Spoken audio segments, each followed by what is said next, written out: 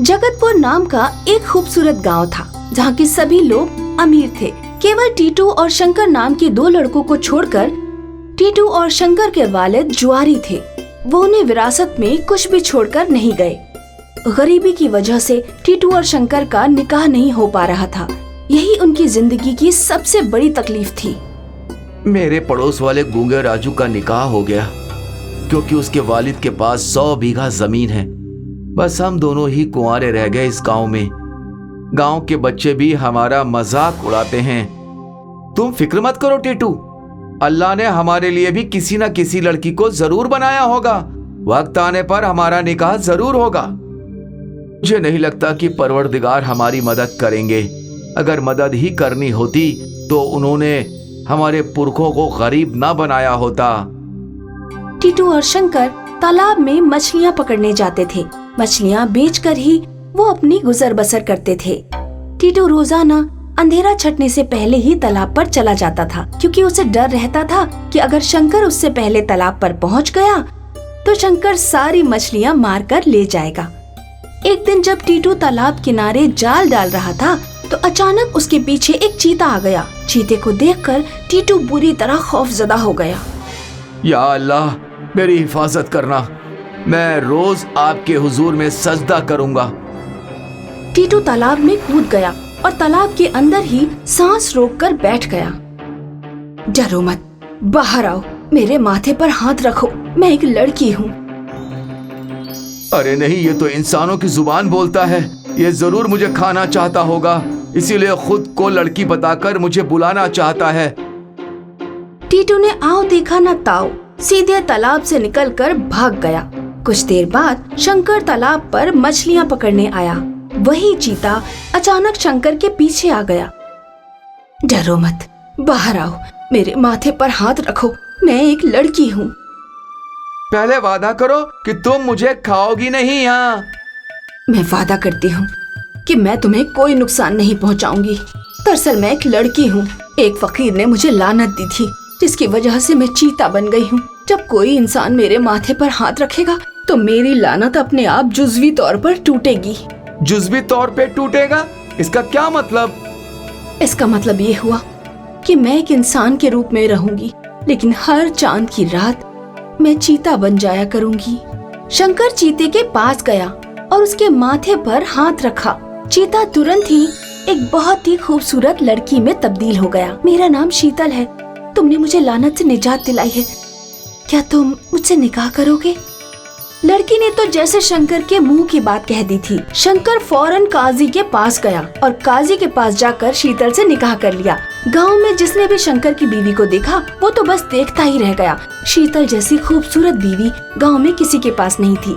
शंकर ने टीटू और गांव के बाकी लोगों को पूरे वाकया के बारे में बताया कि कैसे उसे शीतल मिली। तब टीटू को अपने ऊपर बेहद पछतावा हुआ। टीटू दीवार में अपना सिर पीटने लगा। शीतल से मेरा निकाह होना चाहिए था। मैंने पहले उसे देखा था। शंकर ने मेरे साथ बेईमानी की है। टीटू एक शिकारी के पास गया जो खूंखार जानवरों को पकड़ता था। अगले चांद की रात जब शीतल चीता बन चुकी थी तब टीटू शंकर के घर पहुंचा। शंकर, गांव से बाहर कोई तुमसे मिलने आया है, तुम्हें बुला रहा है। शंकर जब घर से बाहर चला गया तब टीटू ने शिकारी को घर में बुला लिया और चीते को पकड़कर एक पिंजरे में कैद कर दिया। उसके बाद टीटू शिकारी की मदद से पिंजरे को उठाकर दूर एक खुफिया जगह पर ले गया। अगले दिन जब शीतल अपने इंसानी रूप में आई तब टीटू ने उससे कहा, तुम्हें शंकर को तलाक देकर मुझसे निकाह करना होगा। तलाक के कागजात पर तुम अपने दस्तखत करो, तभी मैं तुम्हें पिंजरे से बाहर निकालूंगा। मैं दस्तखत नहीं करूंगी, मैं शंकर के साथ ही जिंदगी गुजारूंगी। तो ठीक है, इसी पिंजरे में भूखी प्यासी पड़ी रहो। जब तुम्हारा दिमाग बदल जाए तब मुझे बता देना। टीटू तलाक के कागजात लेकर उसे पिंजरे में छोड़कर वहाँ से चला गया। टीटू के जाने के बाद शीतल ने एक अजीब तरह की आवाज निकाली। उस आवाज को सुनकर एक चूहा पिंजरे तक आ गया। सुनो, तुम इस पिंजरे को काट दो। 15 रोज बाद जब टीटू शीतल के पास वापस पहुंचा तो उसने देखा कि पिंजरे की सलाखें कटी हुई हैं। पीछे से किसी के गुर्राने की आवाज आई। टीटू ने पीछे देखा तो पीछे चीता था। अब मैं तुझे जिंदा नहीं छोड़ूंगी। मुझे माफ कर दो, मैं तुम्हारे पैर पड़ता हूँ, मेरी जान मत लो। नहीं, अब तुझे माफी नहीं मिलेगी। तभी शंकर शीतल को ढूंढते हुए वहां पहुंच गया। शीतल ने शंकर को पूरा वाकया बताया। इसे माफ कर दो शीतल, ये इसलिए परेशान है क्योंकि इसका निकाह नहीं हो पा रहा है। तो इसने पहले क्यों नहीं बताया? मेरी एक बहन है सुमन, जिसे चूहा बनाने की लानत दी गई थी। टीटू, तुम उस चूहे के माथे पर हाथ रखो। टीटू ने जैसे ही चूहे के माथे पर हाथ रखा, चूहा एक सुंदर लड़की में तब्दील हो गया। टीटू ने शीतल की बहन से निकाह कर लिया और उस दिन के बाद से टीटू और शंकर गांव के बाकी लोगों की तरह खुशी खुशी अपनी जिंदगी बसर करने लगे। महाराष्ट्र के पास एक कस्बे में राजेश नाम का एक किसान अपनी बेगम के साथ रहता था। राजेश खेती बाड़ी करके अपने घर का गुजारा किया करता था, पर इससे उनका खर्चा अच्छे से नहीं निकल पा रहा था। कभी कभी तो उनके पास खाने तक को पैसे नहीं हुआ करते थे।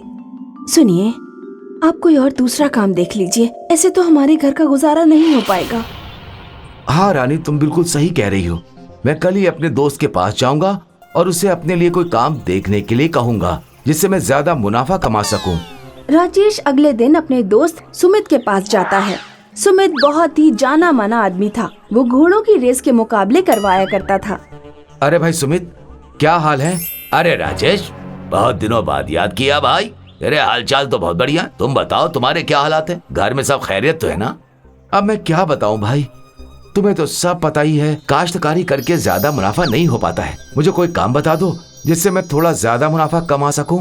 तो क्यों ना राजेश, तुम भी अपना एक घोड़ा मवाल ले लो और घोड़ों के रेस के मुकाबले में हिस्सा लो। हम हर महीने मुकाबला करवाते हैं। तुम्हें तो पता ही है, जीतने वाले को 5 लाख का इनाम दिया जाता है। राजेश 5 लाख का इनाम सुनकर चौंक जाता है। क्या कहा? 5 लाख की रकम? इतना तो मैं पूरे साल में भी नहीं कमा पाऊंगा। ठीक है मियाँ, फिर तुम भी एक अच्छा सा रेस का घोड़ा देख लो और मुकाबले की तैयारी करो। राजेश वापस अपने घर आ जाता है और घर लौटते ही रानी को सारी बातों की इत्तला देता है। रानी को भी बात पसंद आई। कस्बे के पास एक मेला लगा है, जहाँ पर लोग दूर दूर से घोड़ा खरीदने आते हैं। राजेश भी अपने जमा किए हुए पैसे लेकर उस मेले में घोड़ा खरीदने जाता है। राजेश वहाँ काफी घोड़ों को देखता है, मगर उसे कोई बढ़िया घोड़ा नजर ही नहीं आता। तभी आखिर में एक पीले रंग का घोड़ा नजर आया और देखते ही उसने तय कर लिया कि वो यही घोड़ा लेगा। ये तो बहुत ही खूबसूरत लग रहा है, मुझे यही घोड़ा मवल लेनी चाहिए। बस फिर राजेश घोड़े को अपने घर ले आता है।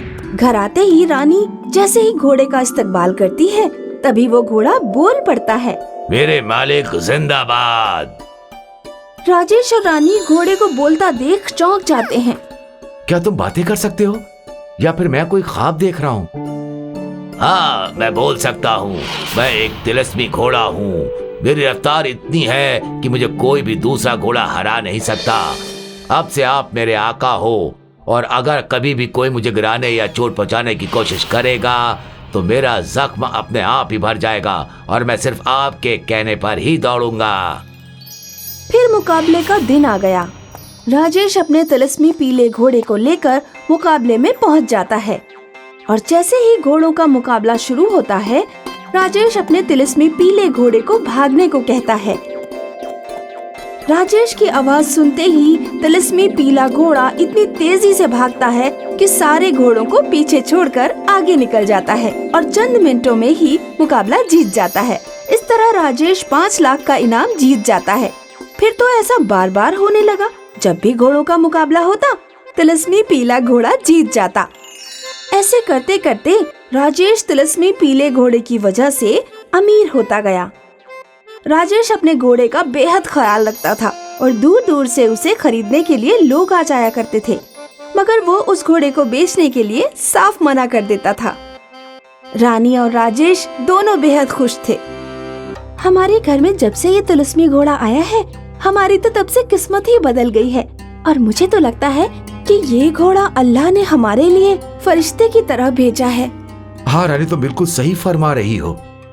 बबलू नाम का एक इंसान जो हमेशा घोड़ों के मुकाबले को जीता करता था, वो राजेश के पीले घोड़े की वजह से मुकाबला हारने लगा था। तब से वो राजेश से नफरत करता था।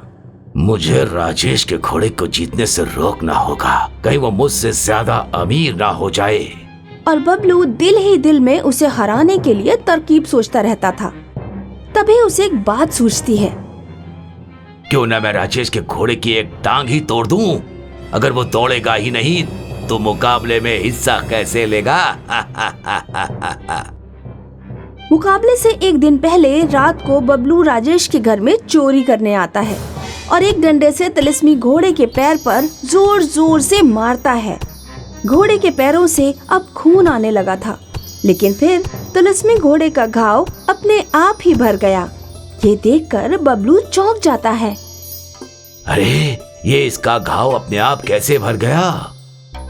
इतने में वो कुछ समझ पाता।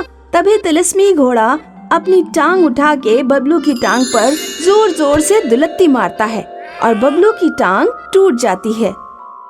इस तरह से वो खुद ही मुकाबले में नहीं जा पाता। इसीलिए कहा गया है, जो किसी का बुरा सोचता है उसके साथ खुद ही बुरा हो जाता है।